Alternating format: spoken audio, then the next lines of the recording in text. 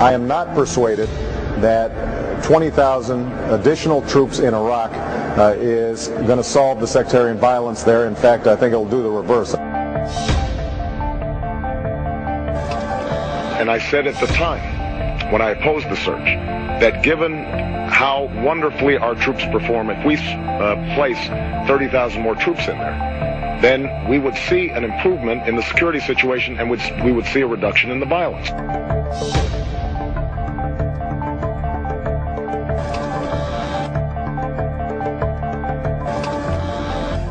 Given the deteriorating situation, it is clear at this point that we cannot, through putting in more troops or maintaining the presence that we have, expect that somehow the situation is going to improve.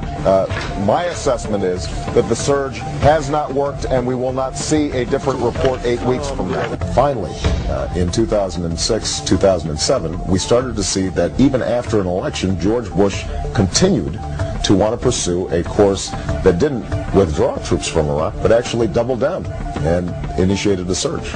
And at that stage, I said very clearly, not only have we not seen improvements, but we're actually worsening potentially a situation there.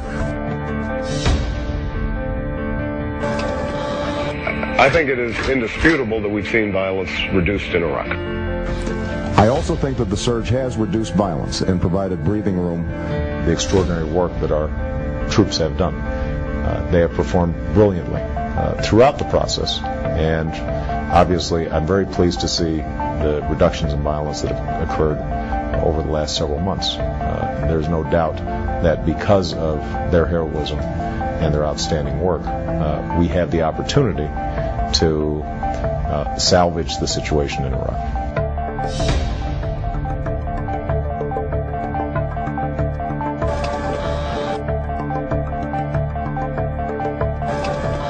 Let me be clear. There is no military solution in Iraq. There never was. The best way to protect our security and the pressure of Iraq's leaders to resolve their civil war is to immediately begin to remove our combat troops. Not in 6 months or 1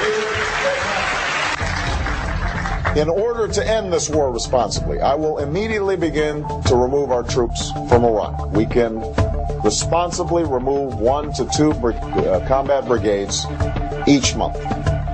If we start with the number of brigades we have in Iraq today, we can remove all of them in 16 months. When I promise that we are going to bring this war in Iraq to a close in 2009, I want the American people to understand that I opposed this war in 2002, 2003, 4, 5, 6, and 7. So you can have confidence that I will be serious about ending this war. You've said you thought troops should be withdrawn. No, I've never said that troops should be withdrawn. What I've said is that we've got to make sure that we secure and execute the rebuilding and reconstruction process effectively and properly, and I don't think we should have an artificial deadline when to do that.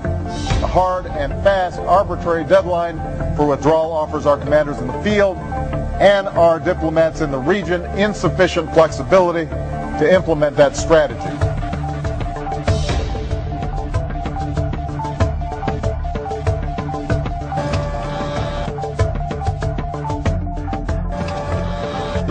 Just this week, when I was asked, would I have voted for the $87 billion, I said no. And I said no unequivocally because at a certain point, we have to say no to George Bush.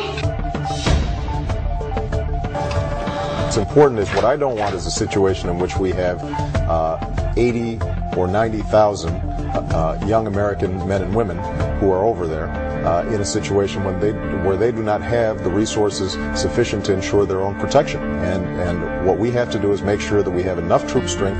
As long as we have troops there, we have to make sure that we have enough troop strength to make sure that we are safe and secure. We've got to make sure that they have all the resources necessary to come home safely and to execute the missions that have been laid out for them.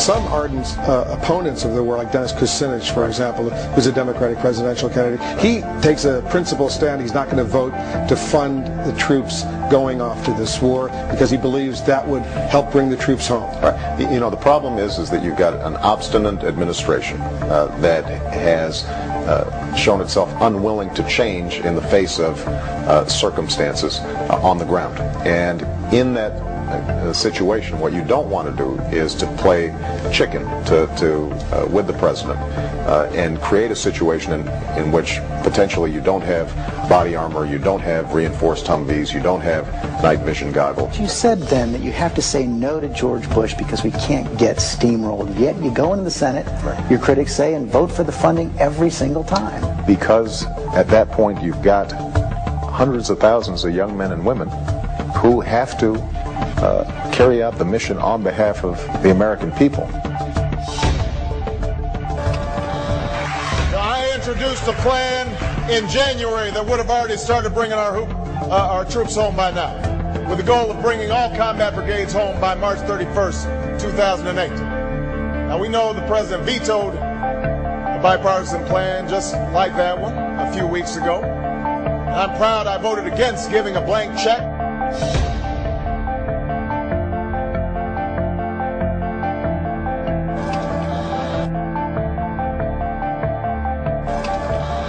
After this redeployment, we will leave enough troops in Iraq to guard our embassy and our diplomats, and a counterterrorism force to strike al-Qaeda.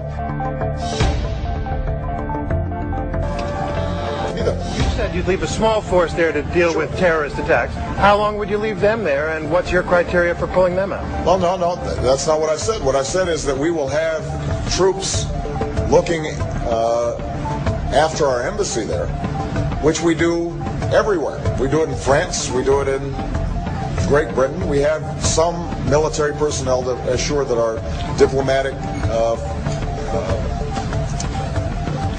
forces are taken care of.